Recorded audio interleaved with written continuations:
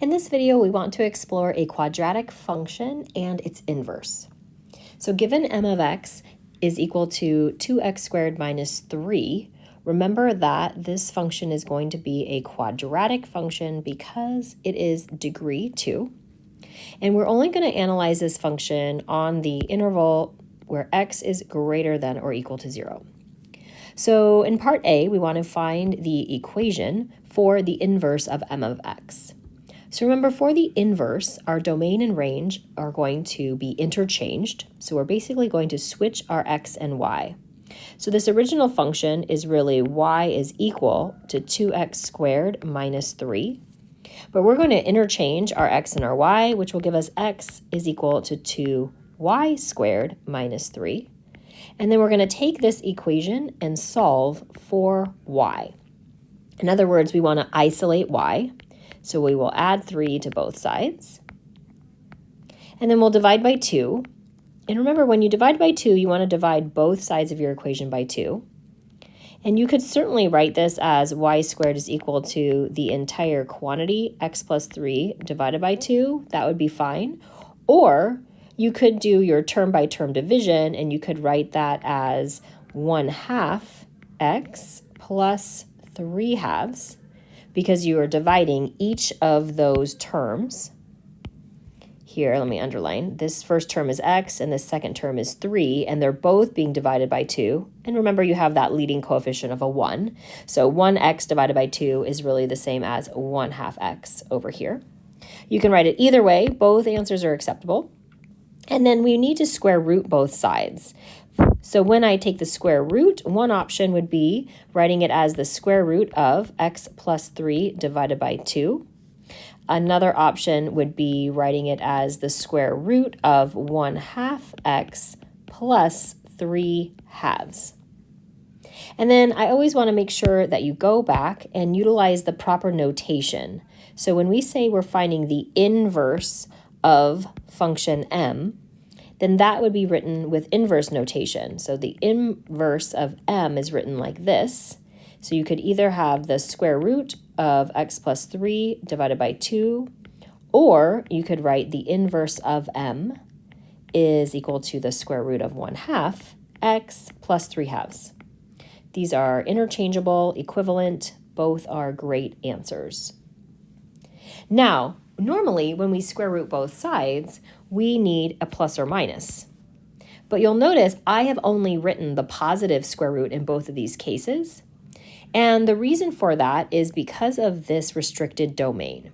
So the rest of this question is meant to help you understand why we're actually not going to use a plus or minus and why we needed that restricted domain in this situation. So take a look at part B.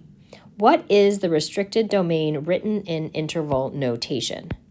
So the domain that we were given the domain x is greater than or equal to 0.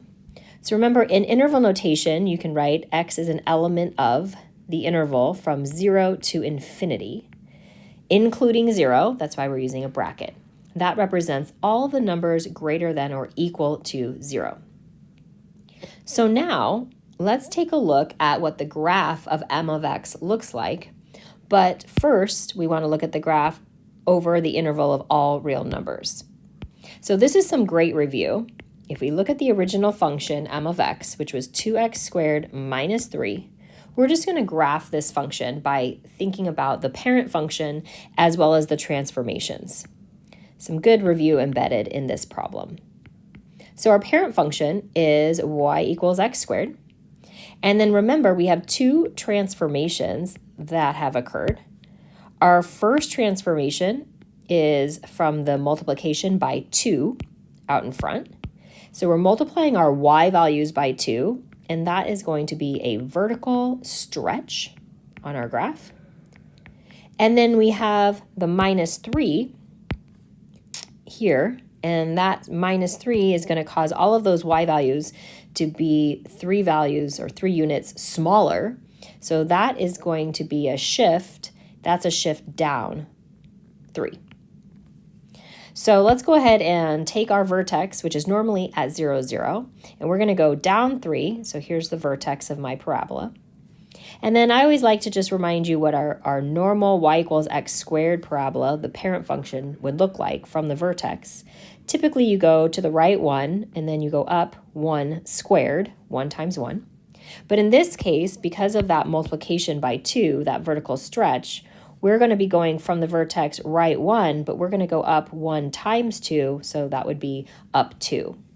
So from our vertex, we're going right 1 and then counting up 1, 2, and then left 1 and counting up 1, 2. And then I'll erase my little hopping marks here. But we like to have a few more exact points. So again, on a regular y equals x squared parabola, we would go from the vertex right 2, and then you would be going up 2 squared, 2 times 2, which is 4. But we have the vertical stretch, which is going to multiply those y values by 2. 4 times 2 is 8. So once again, from our vertex, we're going to go right 1, 2, and then up 8. So if you count up 8, that will land you up here at that coordinate, which is 2, 5. And then you would also go left 2 and up 8 as well.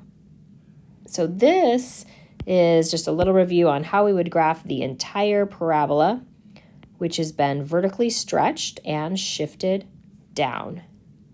So this is the entire graph of m of x graphed over all real numbers. So looking at part D, this brings the question of why we had to restrict the domain of m in order to find the inverse of m. And what you need to remember as you look at the graph here of m of x is it is a function, but it is not a one-to-one function. Remember, when I draw these horizontal lines, I have horizontal lines that are going to intersect this graph twice. That means this is not a one-to-one function.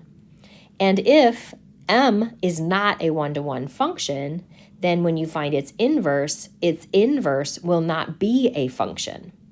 Think of it like this. If m is failing the horizontal line test, then its inverse will fail the vertical line test. So again, m of x is not a one-to-one function, so its inverse will not be a function. That's when we graph this m of x function over all real numbers. That's why we need to restrict the domain so that the inverse is also a function. So to take a look at what the restricted domain looks like, as well as the inverse function, let's look at part E. So part E says, let's graph m of x over its restricted domain, as well as its inverse. So if we apply the restricted domain, where x has to be greater than or equal to 0, then that means m is only going to have the right-hand side of that parabola. That's where x is greater than or equal to 0. So let's go ahead and graph m again, but this time we're only graphing the right-hand side. So the vertex was at 0, -3. Then we went right 1 and up 2. And then we went right 2 and up 8. So we're only going to include the right-hand side of m. And let's label that. That's m of x. So the restricted domain of m of x will be all of the x values from 0 to infinity. And again, we're going to restrict the domain so that the inverse will indeed be a function.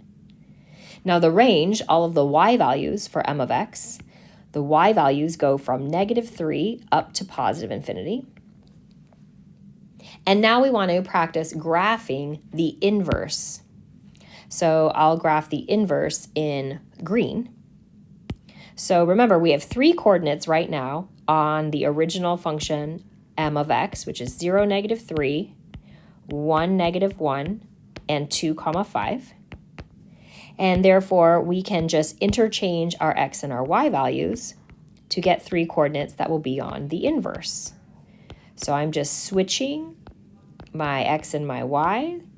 So I will plot -3, 0, -1, 1, +5, 2. And then this would be the graph of the inverse of m with the restricted domain of the original function m. So you'll notice the domain for the inverse of m The smallest x value is -3, so the domain is from -3 to infinity. No surprise there, because remember that the domain of the inverse should be the range of the original. And then the range, the y values, go from 0 to infinity, which again, that matches what we expected because we wanted to have the range of the inverse be the domain of the original.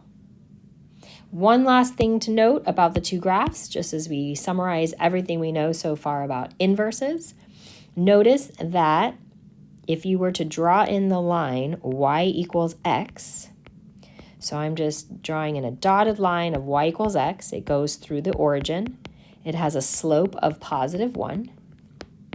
Remember, this line y equals x, that's our line of reflection. We know that a function and its inverse, they will always reflect over the line y equals x.